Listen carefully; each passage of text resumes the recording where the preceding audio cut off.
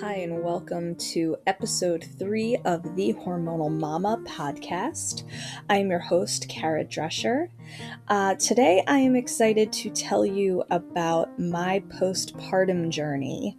If you listened to my previous episode or my episode before that, you heard about my infertility journey and my pregnancy journey. So today we're going to dive right in to my postpartum journey and hear all the fun and craziness that was involved with that.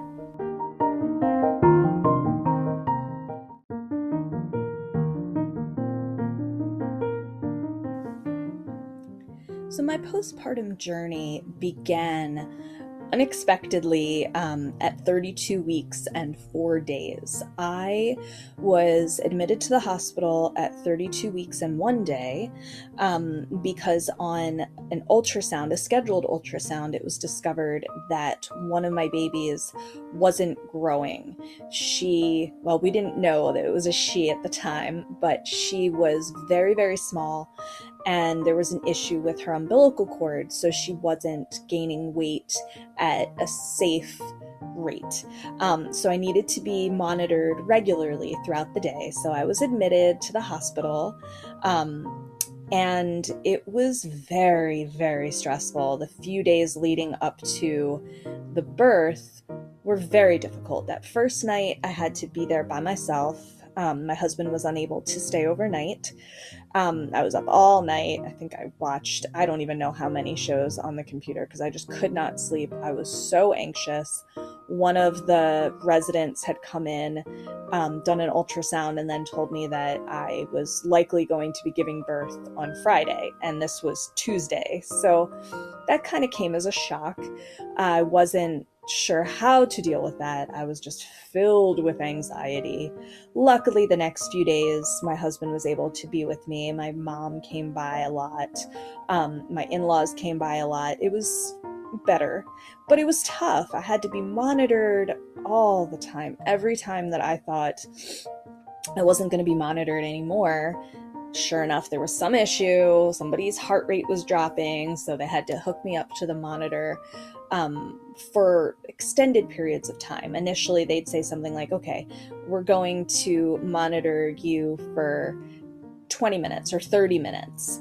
And then that 30 minutes would stretch on to 6 hours or 7 hours. And that's really tough. If you've ever been hooked up to a baby monitor, it's not comfortable. And it's tough because even if you're not quite sure what you're hearing or seeing with the monitor, it's very uncomfortable. And then on top of that, I was dealing with preeclampsia, which meant that my blood pressure was very high. And so they had to monitor my blood pressure, and they had to check on that every so often. And sometimes it was every couple of hours, sometimes it was every 15 minutes. And it was a very stressful few days, and I really did not know at that point, am I going to give birth on Friday? Am I going to be here another few weeks? All they had told me at the ultrasound was that they were keeping me at the hospital until I gave birth,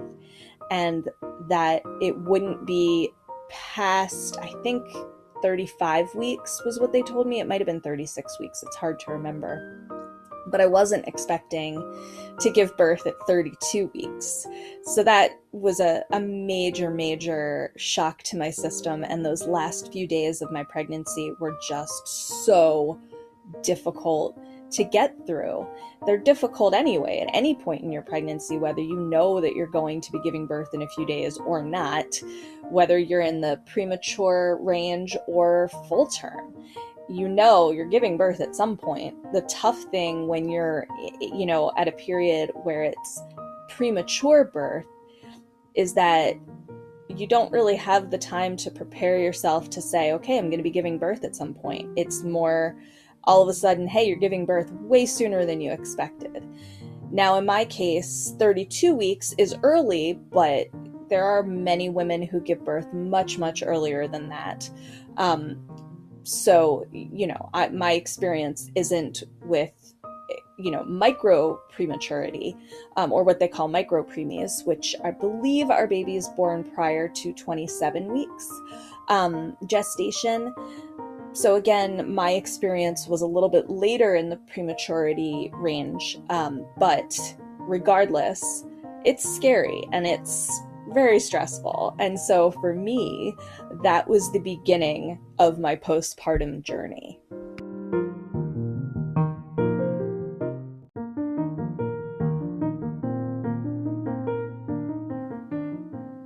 The day that my babies were born was crazy. I had been up all night because, again, they had come in the middle of the night to monitor the baby's heart rates and said, okay, it'll be about 30 minutes. Again, that 30 minutes turned into 6 hours, and that 6 hours ended up being, I think, almost 8 hours of monitoring. So here I am, laying in a hospital bed. My husband's trying to sleep on the couch next to me, and I've got, these big uncomfortable monitor things wrapped around my big belly, pressing really hard so that they can, really capture the baby's heart rates and movements. Because I had 2 babies in there, I had 3 straps around my belly, 1 monitoring contractions, 1 monitoring baby A's heart rate, and 1 monitoring baby B's heart rate. And it's terribly uncomfortable. No one tells you that. I was not prepared for just how uncomfortable that would be, or again, how long I'd be laying there. But my doctor came in around 8 a.m., my OB, and I hadn't seen her in a few days. She had been on call, I think it was the night that I was admitted, and then the partners in her practice were on call for the next few days. So I had been seeing them, and they were excellent. So my doctor comes in 8 a.m., and she says, okay, it's time to get these babies out. And, well, let's just say that's a shock. I wasn't expecting that. So I had to call my mom and say, hey, I'm about to give birth, so you better get over here. And my in-laws, and I texted all of my friends and say, I'm about to have babies. And it was an unplanned C-section. And, the very difficult thing for me was I didn't want a C-section. Now, I'm not against C-sections. Sometimes it's the right choice, and for some women, that's what they prefer, and that's fine. I think it's really important for every woman to have their own preference and their own birth the way they want, and not every woman wants a vaginal birth, and that's fine. In my case, I wanted a vaginal birth. I did not want a C-section. However, for the safety of my children, I needed to have a C-section. My baby A was the baby who was going to be coming out first because she was lower down in my pelvic region. And because she was so much smaller than her brother, for safety reasons, I couldn't push her out because there would have run the risk that her brother would have gotten stuck. So C-section it was, and I didn't really prepare myself for what that would be like, because, and that's really my own fault. I went through my whole pregnancy anticipating, okay, there's the chance that I'll have a C-section, but it's unlikely, so I'm not gonna prepare for that. And I think that was a big mistake. I think I should have prepared myself for the possibility that I was going to have a C-section, and then maybe my recovery wouldn't have been so awful, which I'll get to in a minute. But they brought me back and they said, okay, this is what we're going to do. And I had heard a few friends give me some examples of their C-sections, but it's one of those things, even if you prepare, you can't really prepare. I mean, I think anything in life is like that. You can get other people's experience, they can walk you through it step by step, but you can't really prepare yourself for something until you go through it. So here I am, not sure what to expect. They give me, the spinal injection to make me numb, and they lay me down. I wasn't prepared for the fact that I was going to be very, very nauseous. They were going to be adjusting my blood pressure. They were going to strap my arms down. I didn't expect that, even though I think I had spoken to 3 or 4 people who had had C-sections, and they told me that, and I thought, well, that's not going to happen for me. Of course it did. I don't know why I was in denial about that. But as they started, then all of a sudden they bring my husband in, and he's in there, and, I've got the big sheet up in front of my face, so I can't see anything, and I don't know what's going on. I can't really feel anything except very strange sensations of tugging and pulling. It wasn't painful, but it was weird. How do you even describe the sensation of being numb but feeling pulling and tugging? I can't describe that. It's very weird. Anyway, so all of a sudden, they pull out the first baby. My husband looks over and says, "Is that a girl?" And they say it is. And he says, "It's a girl." And all of a sudden I heard the baby crying, and I was like, oh my God, there's a baby in the room. There was not a baby in here a minute ago. How did that happen? And that's weird. It's a really strange thing that I did not anticipate. And then a minute later, they pulled the other baby out, and my husband said, "It's a boy." And I was in shock. I had spent my entire pregnancy I don't want to say I knew, because I didn't really know, but I had a feeling that it was a boy and a girl, and I had a feeling that baby A, who was on my left and who was lower down, was a girl, and baby B, who was on my right and a little higher up, I had a feeling that that was a boy. And I was right. I was completely right. And it was so strange to me, and it still is 15 months later, so strange to me that I was right about that.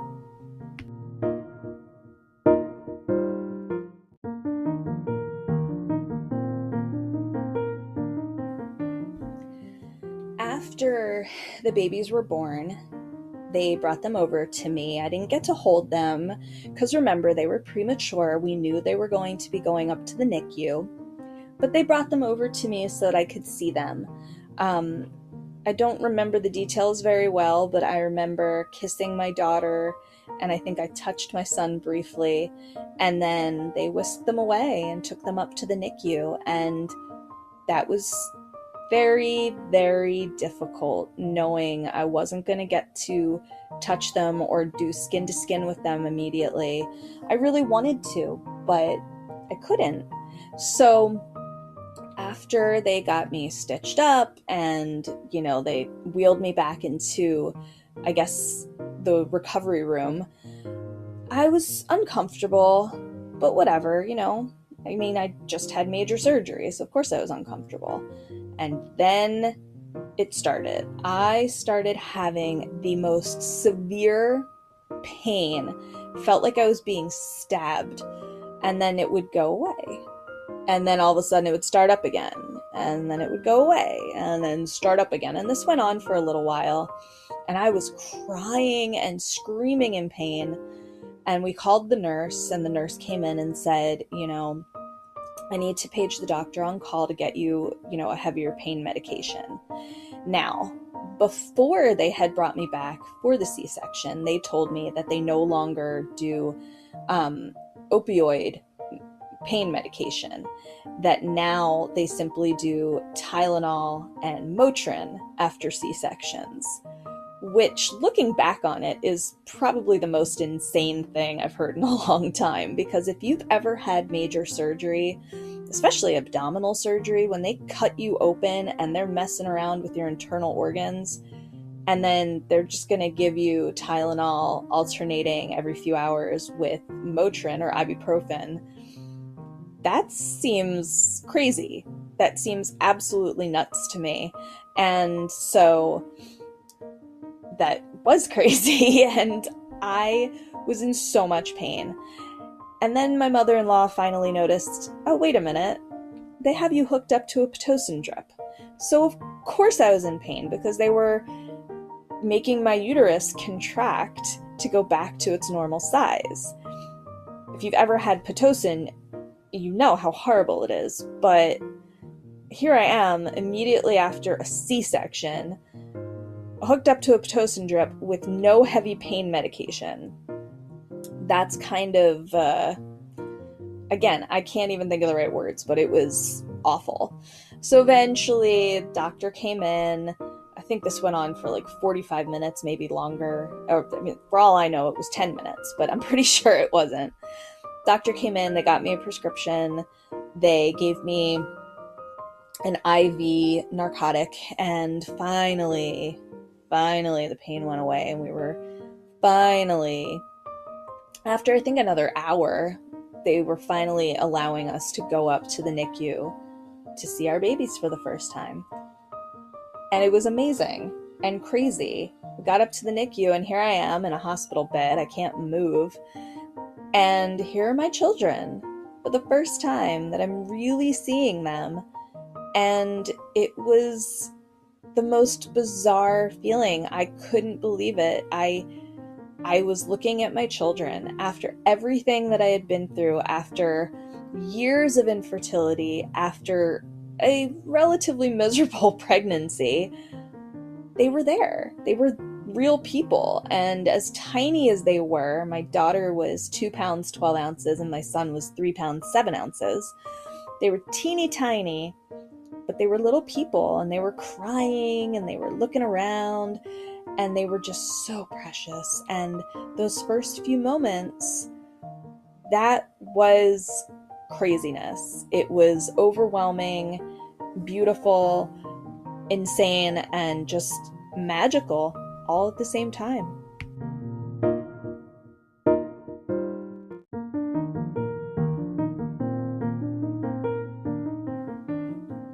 Now, as magical as those first few moments were seeing my children, the rest of my postpartum journey was anything but. So I was in the hospital for, it was either 4 or 5 days after my C-section. I had complications from the preeclampsia. My blood pressure was steadily rising after giving birth rather than going down. Usually with preeclampsia, after you give birth, that is the cure for preeclampsia, is getting the baby or babies out. And sometimes it is a little bit more difficult. So I was having blood pressure issues. I had to go on blood pressure medication to keep my blood pressure lower. And that was just one aspect of the stressful part of my postpartum journey. Another aspect was my C-section recovery.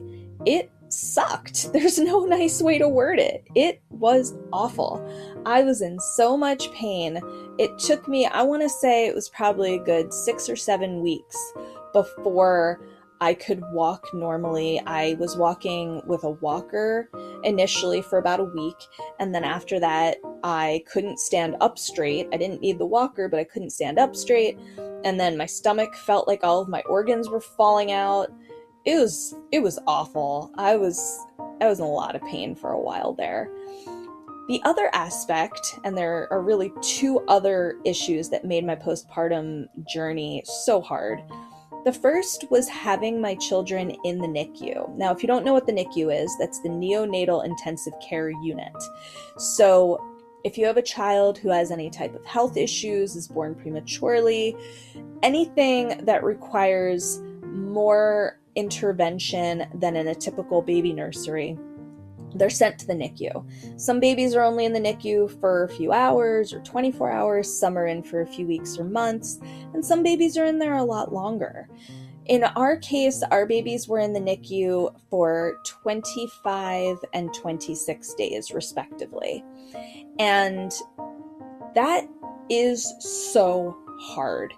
No one prepared us for how hard it was to have our children be separated from us. Once we were sent home from the hospital, okay, great, I'm home, but where are my babies? They're not home. They're not here with me. And that really, really affected my mental health. I had such a hard time processing the fact that I had just given birth to these 2 beautiful people, and yet they were away from me. They were not going to be home with me. And that sucked. Every day we would try and set a schedule where we'd get up, we'd have breakfast, I'd have to pump regularly. That's the other part that I'll get to in a minute. And then we'd have to go to the hospital, and the hospital is about 20 to 25 minutes away from our house. So we'd have to go to the hospital, go up to the NICU, I'd see the beautiful babies, and then I'd have to go pump, or I'd have to sit there and pump, or I'd have to try and nurse, or this or that. And it was so stressful. So stressful. For anyone who has children in the NICU, it doesn't matter how long or how short they're in there. When they're not with you, it's like torture. And it was like torture for me. I just emotionally, it was too hard. I didn't know what to do. I didn't know how to process the fact that I was a new mother whose children weren't with her. That's so complicated. So after those first few weeks, they finally came home, and boy, it was weird. It was so weird. But I'll get to that in just a minute.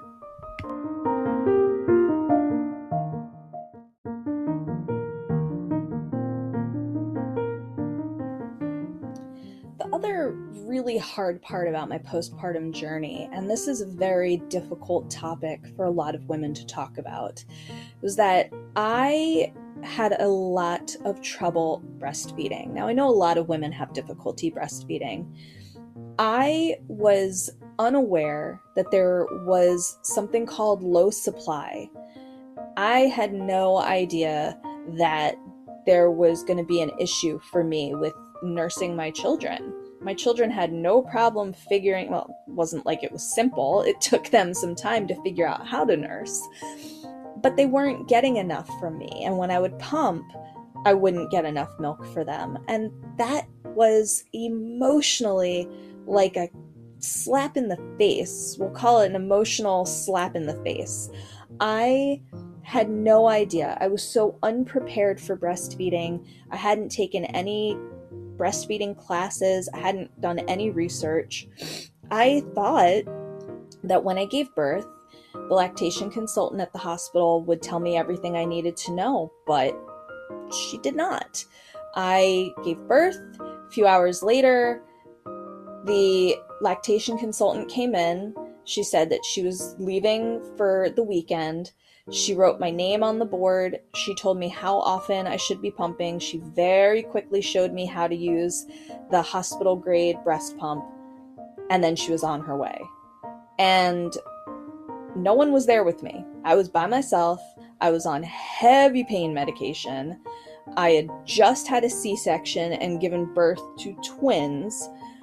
And she didn't give me no information, no education at all on breastfeeding or pumping. And so I had no idea what I was supposed to be doing. I had no idea how often I should have been pumping. I had no idea that, your breast milk regulates after a certain time and it depends on how often you're nursing or pumping. I didn't know any of this. And I'll never know if it was my lack of education that affected my ability to make enough milk for my babies, or if it was just some sort of, physical issue that I had no control over. Maybe it had to do with my infertility. Maybe it didn't. I don't know. But it set the stage for a very, very difficult postpartum journey.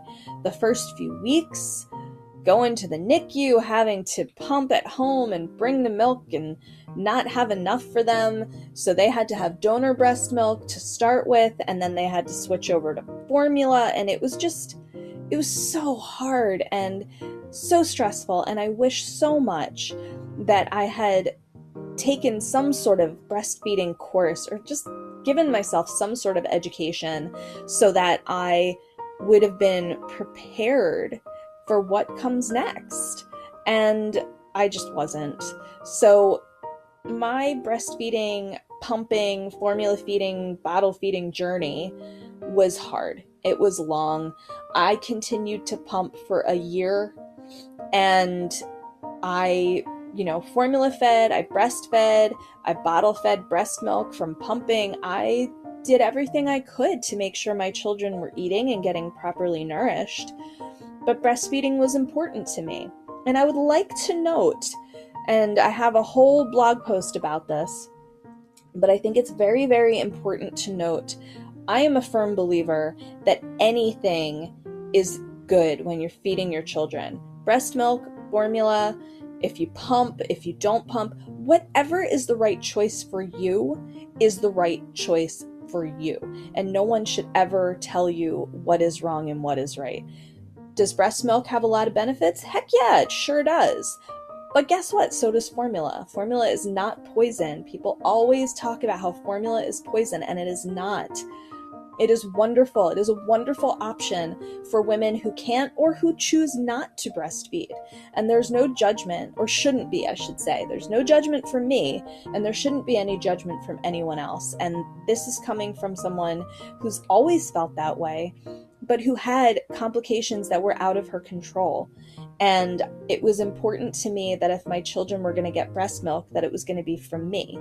I don't have anything against donor breast milk. I think donor breast milk is wonderful. But again, it wasn't the right choice for me. And I think that it's very important to keep in mind that everyone's journey is just so completely different. And whatever you choose or whatever you need to do is going to be the right choice for you.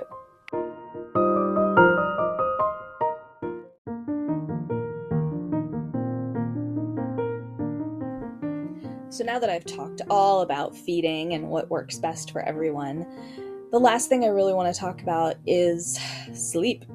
Lack of sleep in that first year after having your baby or babies is, see, I have no words for it. Every time someone ever tried to prepare me for the lack of sleep, I didn't understand, and now I get it. Our children spent the first, I want to say about 6 months, might have been a little more than that, in our bedroom. We had a bassinet, a twin bassinet that was on the side of the bed next to me, and they slept in there. There was a period of time where we co-slept because it was the only way our children would sleep, but they were, I want to say they were about 4 months old, maybe 5 months old at that point. But it was hard. They would wake up in the middle of the night. Once they were past the point where we had to schedule nighttime feeds, they would still wake up in the middle of the night and couldn't get back to sleep. And it was so difficult. It was so hard. So right around when they were about 7 months old is when we chose to transition them into cribs in their own room. And that was so hard for all of us. And it took a few months to really get them to get the hang of it. But once they did, boy, did they. Now, I'm no sleep expert. I'm not an infant sleep expert. And I would never give advice to anyone about infant sleep. I will give you my opinion. My opinion is do what is best for you and your children. What was best for us changed multiple times. The first year, sleep it's still, my children are 15 months old and I still have a hard time sleeping because that first year killed my sleep. I've always been someone who could sleep until 11 or 12 in the afternoon. And now I don't because my body has changed. So sleep is very hard. Nighttime feedings are hard. Transitioning your child into their own crib, in their own room, is extremely difficult. But if it works for you, it works for you. So it worked for us, and that is what we chose to do.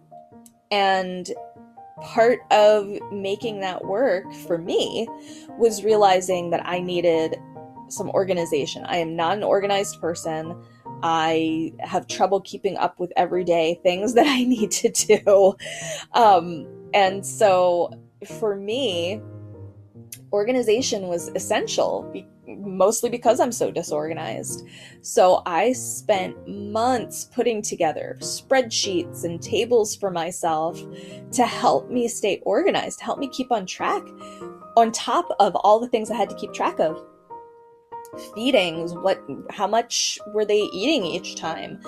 Because I formula and breastfed and pumped, I had to keep track of how many ounces of formula or breast milk they were getting, which breast were they nursing from, who was nursing when, what time did they last eat. I had to keep track of all of these things. On top of that, when it came time for them to start eating solid food, I had to keep track of, okay, what are they going to try? Got to try it for 3 days. Make sure that they don't have any allergic reactions. I made a schedule for that. I had to keep myself a pumping schedule, especially since I didn't have a regular pumping schedule and I pumped at random times. I had to keep track of that and how much was I pumping each time. I had so many spreadsheets, which if you check out my website, you'll see that I have a planner that I put together for new moms. It's got all kinds of calendars and schedules and tables, a monthly calendar, pages for you to write notes to yourself, pages for you to just get your frustrations out, vent them out, sketch if you want to, write a story, or just doodle, whatever, because we need that. We need that venting. We need that place to just let it out, because I don't care who you are, being a mom is hard. I said it in my trailer. I said it on my YouTube channel. I say it all the time. Being a mom is hard. It is hard, period. You gotta vent somewhere, whether for you that's taking a walk or just going into the bathroom and shutting the door and taking a hot bath, if it's writing, if it's drawing, whatever. That is also what my planner is for. So not to go into too much detail there, but that is why I made that planner, because I needed organization and I feel like I can't be the only woman in the world who's disorganized and needs some help being organized. So that brings me to the end of this episode of The Hormonal Mama. I hope that you'll join me in my next episode, where I'm going to address our current surroundings in this world of a pandemic that we're all living in, and how to deal with infertility in a pandemic. I hope you'll join me.